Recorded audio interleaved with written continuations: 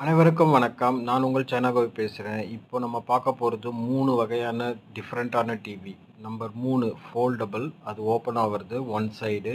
இது வந்து நம்பர் 2 2 பக்கமும் ஓப்பன் ஆகும். 135 இன்ச் சீம்லெஸ் ஃபோல்டர் டேபிள்.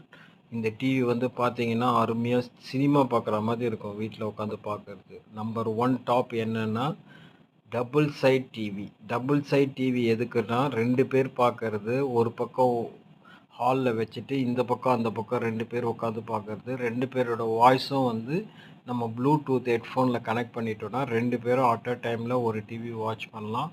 2 சேனலும் டிஃப்ரெண்ட்டா வரும். ஸோ இந்த 3 வகையான டிவியும் பாருங்க.